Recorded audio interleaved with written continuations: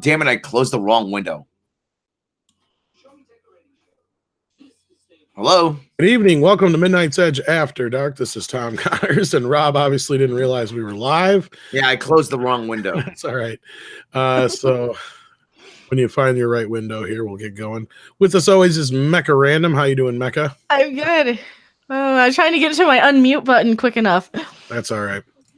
We're just full of surprises and shit tonight. Live Aren't show. we?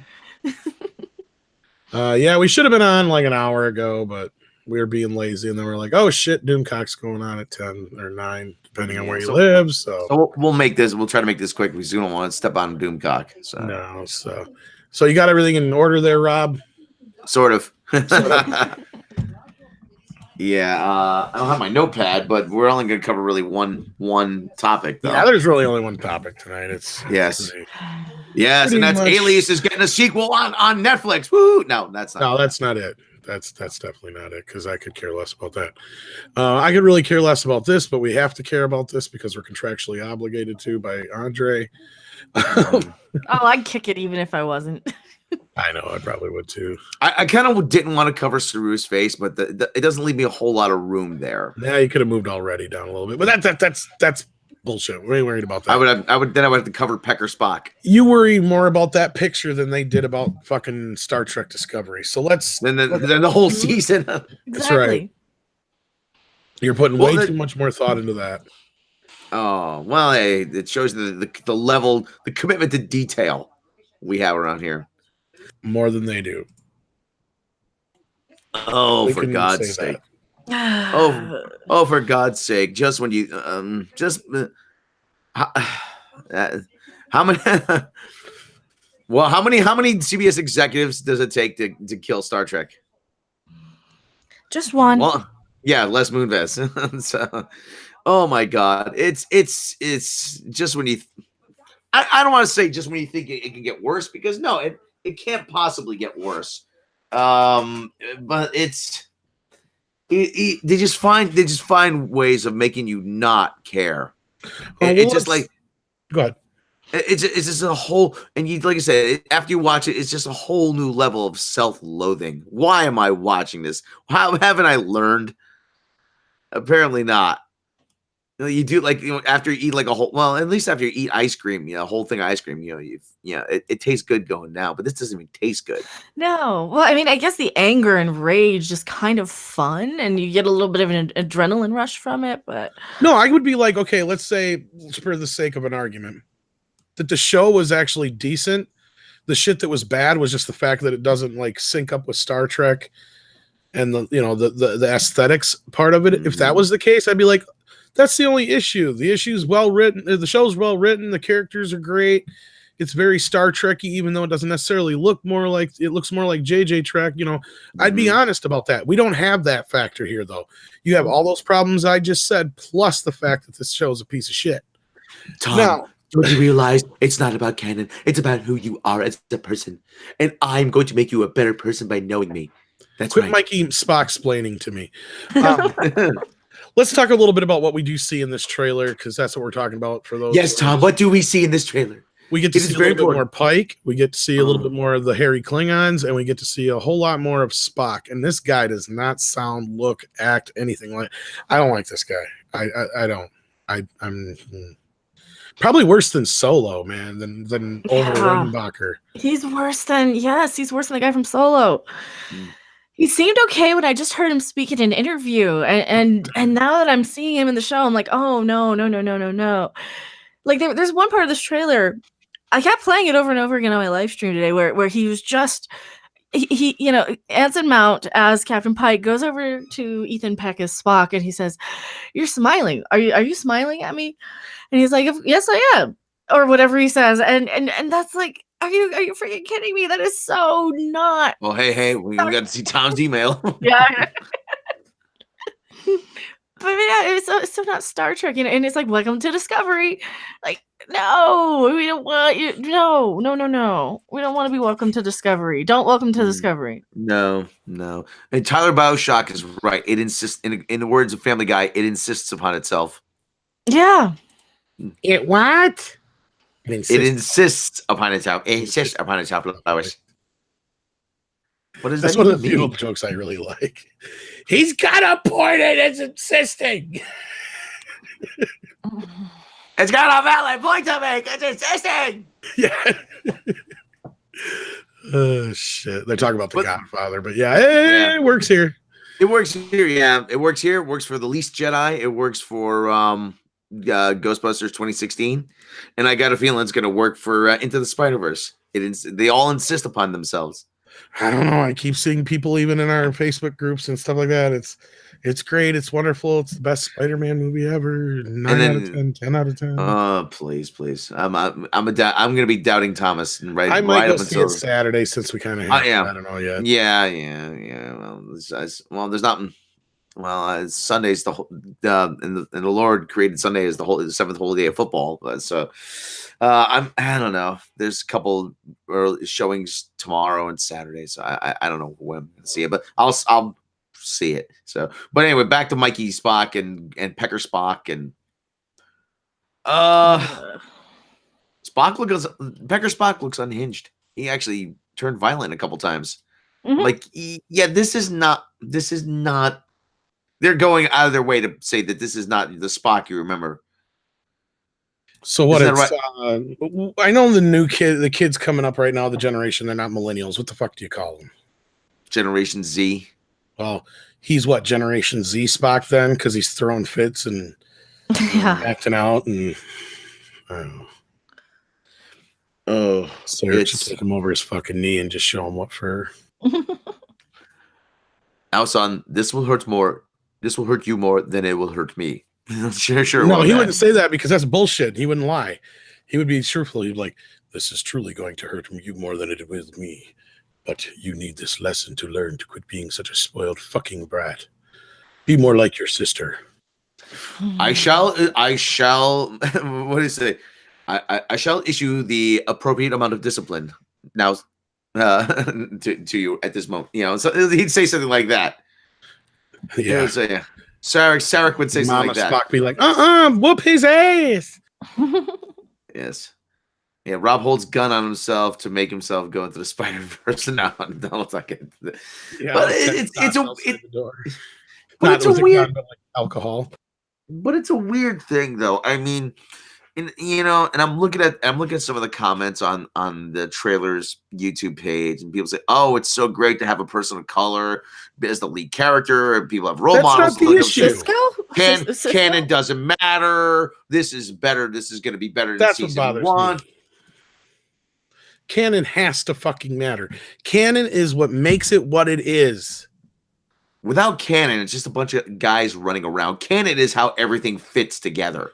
Let's make a movie called Dracula, but it's not about this vampire that sucks blood. Let's make it about this doctor who gets a bunch of body parts from the graveyard and puts them together and turns it to life with lightning. But we're gonna call it Dracula, all right? Okay, his friend is gonna be Doctor, but he's gonna be a doctor, but his last Dracula. His last name is going to be Acula. So it's Dr. Acula. That's even better. Yeah, there we go. That's like $1 million movie right there, buddy. Dr. Acula. I swear that's been done though. Scrubs did it actually. But my whole point is, you can call it Star Trek all you fucking want. Well, this time, okay, Tom, ready? This time, instead of coffin, he sleeps in an IKEA like chest. Okay. Oh, product placement, perfect. Product placement. That is product placement. IKEA will pay for this motherfucker. And he doesn't turn into a bat. He drives. That costs too much. He drives a Buick. That's almost as expensive, but I think we can pull that one off. Yes. And he has a night shift. Okay, Alex, that's enough ideas. 7-Eleven. No more ands. and exactly. That's how they write. And he drinks Tang. And more product placement. And he has a girlfriend who is a goth hairstylist. I see Peter Dinklage all over this. Yes. In blackface, of course. In blackface. Oh, no, and that's and starring Kevin James. Thank you, Thunder. And Kevin James is his co-star. Okay, I'm sold. That's a good. Maybe we can get And- Adam Sandler for a cameo. And Pauly Shore as Van Helsing. Okay, that I can't abide by. All right. Pauly Shore doesn't make money anymore. But that's Yeah, what he- What the fuck do you think this is? 1993 or something? And Pauly Shore would subvert expectations. What is your heart on with Pauly Shore? But that is true. That is very true. Do you owe Pauly Shore some money or something? Seriously. No. Anyway, that's what I'm getting at, though. You can call it Star Trek all you want, but with that 25% difference, that isn't even the biggest problem here.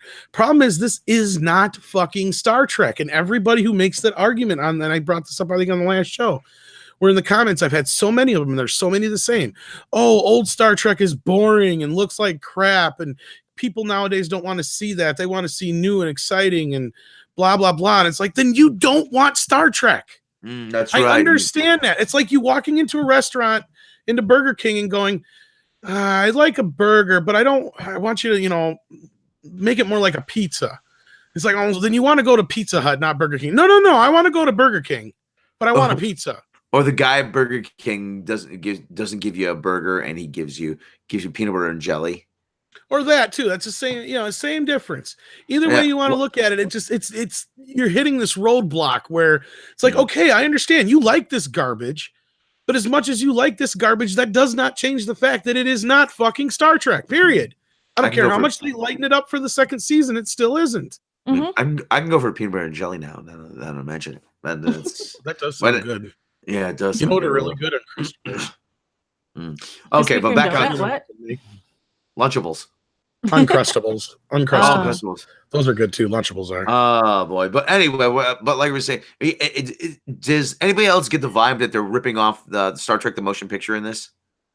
Something that it could destroy all life. A little bit, yeah. They're going too grandiose. They're going too big. They're going too. Maybe they're pulling a Justice League and they're going too far in the other direction, and maybe they're going to be way too cerebral in the second season. But I'm giving them way too much credit. They're not going to be cerebral because we've seen this trailer. It looks stupid as fuck. I'm sorry. Alex Kurtzman doesn't know how to do cerebral. Alex Kurtzman will probably throw some big words. Look, I'm cerebral. That's the wrong fucking franchise. Cerebral's an X-Men. Star Trek doesn't have cerebral. Yes, thank you for clarifying that, old man Picard. I fucking know what I'm talking about. Thank you. Goodbye. Dark Slayer, June 29th. Oh, you mean like cerebral, like using your mind? Well, yes, of course. Yes. Star Trek was always cerebral. Yes, I made it even more cerebral. Yes, you did, because that very large forehead. I made a lot of women moist. Yes, I'm told. Yes. Do you still? Yes. I was actually thinking about you today, old man Picard. You were saying, did I make you moist? No, somebody said I like boobies. I was like, hey, old boobies. Old man Picard likes boobies. Who doesn't like boobies? I think we all do. Even women do. They lie if they don't. I wish I had the soundboard. I could play the honking sounds. So, right. Oh, I have it. I just can't. I can't project it through Google Hangouts. Google Hangouts. Damn you, Google. We got to find a better way to do this. It would be so funny. Yeah. So, well, anyway, old man Picard was. Thank you very much for showing up. We never know when he's gonna show up on time. But this whole thing about obviously they're trying to establish some sort of stakes by saying that. This could wipe out all life. But at the same time, the stakes were oftentimes never huge on a typical episode of Star Trek. No. Okay, a planet could get wiped out. A comet could destroy it was generally, it was usually about the crew getting killed, maybe more so. The stakes were often smaller. But they were still stakes. I mean, it would, and a lot of times, personalize them. The only time everything was wiped, everything was wiped out in City on the Edge Forever. Well, there's a few, but more so they save that kind of shit for the movies. Mm-hmm. Well, and when they have too big of stakes like that, it's hard to actually personalize it and identify with, because you can't fathom that. You would just be like, well, everybody would be gone in a blink. So nobody would suffer and Yeah. everything would just die, and so you can kind of sympathize more with the bad guy. That was Yeah. kind of why Thanos, I think, worked Well, I got a on question those. for you guys. Of all the Star Trek series, between the two of you, since you've seen more than I have, what are probably the top 5 fan favorites? Not just your personal ones, but what you would say the top 5 fan favorites are of all time. But favorite episodes? City on Episodes, the Edge of yes. Forever is up there. City on the Edge of Forever is always Doomsday Machine, probably. Dagger Measure of of Space a Seed. Man. Space Seed, yeah. Measure of a Man. Oh yeah. Measure of a Man's good, yeah. And one of them I always say is I'm not sure if it's one of my favorites. I'm not sure if it's a fan favorite. This Side of Paradise is always Yeah. one people. Okay, I of think all it's a fan those favorite. that Yeah. you just mentioned, how many of them are really action oriented? Oh, Spacey Balance- maybe has a oh, couple. Balance of Terror is always one of those ones that Yeah. always makes the top 5. Mirror Mirror and Balance of Terror. Yeah. And Balance of Terror, if you sit down and you watch it, there's not a lot of action. No, it's a lot of just like dialogue and tension and building. Yeah, but there's not. It's a version of Das Boot or Run Silent, Run Deep. Mm-hmm. But it's those moments that build tension, though. The Amok Time is another one. But my point is how many of those are real action oriented? No, not many of them. Not many. Even of them. Space Seed only has like what, 2 scenes of action in it, maybe, really? Oh yeah, that's fight just the scene, fighting yeah. thing. And most Each of the time, one of you will go in there. Yes. Yeah, most of the episodes aren't revolved around some kind of battle or, action sequence. Thunder Danny Action Man. STD is. Thunder Danny Action Man brings with the inner light. When Yeah. Picard lives 50 years. Yeah, that's no action. That's brilliant. No. Yes. And that's the point I was getting to. Is that all these Drumhead is another one. Mm-hmm. All these people. Drumhead. Yeah, Drumhead is all courtroom scenes. It's it's a legal drama, really. Yeah. And that's my point. Is all these episodes that people love aren't action oriented. They aren't about some huge space battle. They're very personal usually. Yeah, how much money could Drumhead have cost? Just the guest stars. It just all took place on, on existing sets, right? Yeah. Even Measure of a Man was just in their sort of court sort of setting. City on the Edge of Forever was probably shot on the Paramount backlots that they already had. Yeah, the New York 1920s. Piece of the Action was another one. No, I mean, the only show I can think of that has a lot of action scenes that are like the giant CG space battles of Babylon 5. You don't even get space battles in Discovery, hardly. You barely see 2 ships in the same episode, let alone... No, but you get a lot of hand-to-hand combat and people getting fucked up or killed. Yeah, but who cares about that? I don't care. Yeah, Tyler Bauschak, he hated the girl from City on Tarlin Ellison hated the girl from City on Edge of Forever. That was a very young Joan Collins. Mm-hmm. Yes, and he actually said one time on Sci-Fi Channel, stop going on talk shows saying you played Hitler's girlfriend. You were Edith Keeler, a peace activist. I know. I wrote the damn episode. So, yep. Ultimate Computer was another one. The other one was, like I said, the Doomsday Machine. Like I said, not a lot of action in the Doomsday Machine. And that scene with William Wyndon as Kurt Decker, as Matt Decker. Actually, was originally supposed to be Kurt Decker. But the scene with Matt Decker, he said, there is no third planet. Don't you think I know that? There was, but not anymore. It was one of the best scenes in the entire series history. They called me, they begged me to help them. I couldn't. It's the Corbomite Yesterday's Enterprise. Yesterday's Enterprise is another great one. Yes. Mm-hmm. Like I said, you can go throughout the entire series history and you see that there is I'd say maybe in the entire 3 seasons of the original series, there's maybe, if you strung all the action scenes back to back, there maybe be like 30 minutes of action. Very little. Because usually it was just Kirk kicking ass. Yeah. 1 or 2 hits and it was done. Because it wasn't about that. The Apple has a fight scene in it, but that's about it. Yeah, once in a while you would get a fight scene, but they weren't in every episode, and they weren't like Discovery has fight scenes in pretty much every episode, and these actors cannot pull it off. You've seen Mikey Spock try No. and shoot herself in the face with the phaser. I mean, Okay, let's talk about Pike for a second. What's everybody's opinion on this version of Pike? it's too happy. Well, in just a little context, Rob and I both said he was the best part of in what the hell they're called, Inhumans, and Handsome, that yeah. shows, yeah. Otherwise, that show sucked ass. Oh, yeah. So, what about here now? Do we think he's pulling Pike off, or is this just more? I think he'll be my least he'll be my least irritation or at least form of irritation on the show. I think he's probably the best one out of what we're seeing here, at least on the thumbnail picture, because I really liked him in Hell on Wheels. He can pull off kind of stern. I think so far from what I'm seeing, he's playing it a little too happy. Maybe he'll button down and be like, he even questions Spock, like, are you smiling? So I think maybe he'll button down and get a little more serious, but I like him. I want to like him, damn it. Just fucking smile. No, he wouldn't. Oh my God, that bothers me so much. And they had that in the last trailer too. It just, Spock is not one to crack a smile unless there's a good fucking reason. Mhm. And I get it, in that pilot episode or whatever, but that was because they hadn't really got the character down yet the way they wanted him to be. And I guess he's capable of it because he's half human, but he's just not one to smile. He's never really smiled. Even when he comes on the ship in Star Trek The Motion Picture, he's basically like, hey, how you doing? Let me get to work. I got more important shit to deal with. It's nice to see you, Spock. It's been 20 fucking years. Spock. But no, he don't. What have you been doing with yourself, Spock? How's it going? Say, you want to play a little... Captain, I've got shit to do. Leave me alone. Yeah.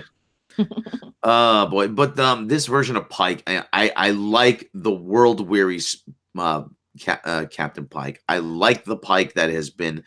You can tell he's a veteran. He's been doing it for a while, and everything is starting to wear on him. I like that version of Pike, the experienced captain who has who does not want to, he feels the gravity of his position, who knows that anytime he can order somebody down on an away mission, there might not be coming back.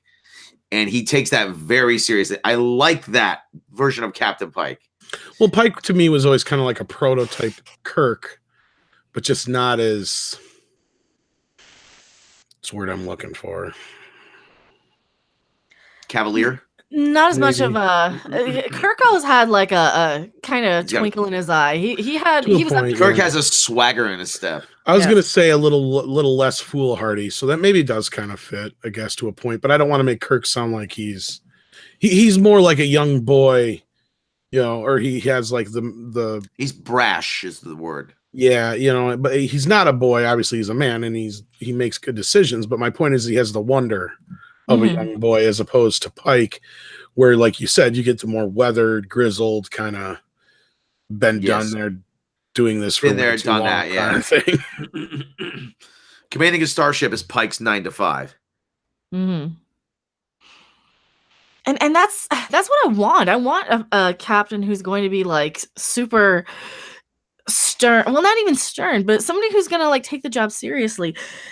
I don't like, and you pointed out that he knows that he could possibly send people to their death if he screws up, and I like having a captain that I know is going to not try and get me killed like a foolish goof off, basically is what he kind of reminds me of. I don't know.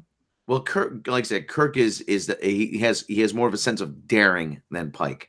Mm-hmm. That's the difference. Like I said, he's brash, he's bold, he's willing to take chances. Pike is just like I don't want to deal with this anymore. Isn't he a bit more like by the book too? Yeah, a little bit more Pike. so. And they said, didn't they go in to do reshoots to tone down his whole Catholic relationship thing? And what I mean by that is he's like very religious, and he would always pray before he would make a decision. It's like, dude, religion's been dead for how many years in the future now? That was kind of the whole point. Like basically the song Imagine on a TV show in a spaceship going to visit alien planets. That's Star Trek. Imagine there's no heaven. Imagine there's all the people live together as well. Joshua Nice. Oh, go ahead, go ahead. Oh I yeah, have to but look just into just this. look at what happens when you have aliens land. I mean, that wouldn't just completely shake up religion as it is if you have aliens land in front of everybody, make first contact, and then you realize, hey, maybe the Earth isn't, how many thousand years old like some religions believe, and maybe there isn't a guy on a cloud, and how do aliens factor in? It would completely change and probably do a lot to discredit religion if aliens just landed like that, or at least reimagine it, or at least kind of say, well, okay, so we were wrong about this, or we can adapt this or that, or I don't know. Yeah. Christian, it's not dead. Cisco's dad is a religious. No, well, Cisco's dad I thought was just he was a chef. I don't remember him being super religious. One of the things is that I don't think necessarily religion. Well, the whole thing about religious debt is just that there's better things to work. There's better things for them to fight about in Hmm. the future. That's one of the things. Yeah. Um. But they know. I'm like we've gotten over. They've gotten over the whole differences of religion and stuff like that. That's the whole thing in the future. Yeah. But at the same time, you know, knowing the Alex Klutzman and the writers, they're trying to make some sort of point. They're trying to use it to make some sort of point. Okay, And I'm yeah, like, dude, sure, no, there that's was that. people who still did, but I don't remember that being a big part of Pike's character in any form. Is kind of where I'm like, I don't know, just doesn't seem right. Yeah. But obviously, it's gone anyway, from what it sounds Yeah. like. Well, actually, the only somebody just said Apple is buying Sony. I'm like, I I can't looked find it up. anywhere. I can't see anything No, about that. there's a they video. fired their vice president of casting. That's all I can find. Yeah, there's a video saying Apple to buy Sony. Why this will happen from Comic Book Cast. I'm like, that's just speculating, rumor mongering. There was a Yeah. story from March of 2000 or earlier this year, rumoring that, but I don't know. And Sandra Locke has died. Actually, Clint Eastwood's longtime Oh no, that's sad. wife. Yeah, 74. Yeah. But that's sad. But not to gloss over to but back to the topic at hand. Yeah, because we don't have a ton of time left here. Yeah, we don't want to run over onto Doomcock's schedule here. But not that I think we have to worry about poaching his audience or anything, because no, he outweighs our audience by like 4 times. Yeah. But we love our audience just the same. One of the things I mean, the writers' room, the Gilmore Girls writers, they don't know how to write Star Trek. We've said this repeatedly, and we're gonna keep saying it. They don't know how to write Star Trek. All they see is and like I said, they think they don't even know how to write action. No, they don't even know how to write action scenes. Chances are all they've seen, if they've seen anything, is just the JJ movies. Yeah. And like Alex Kurtzman said, they wanted it more cinematic, so they brought everyone over from the films. And who is the films? Everyone over from the films. It's Bad Robot.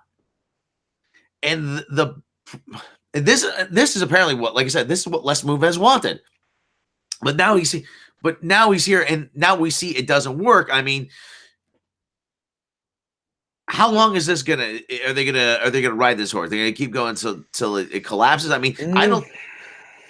Well, I said we've said that they're lining up the Picard series to replace this, but at the same time, I mean, it's going to get worse before it gets better.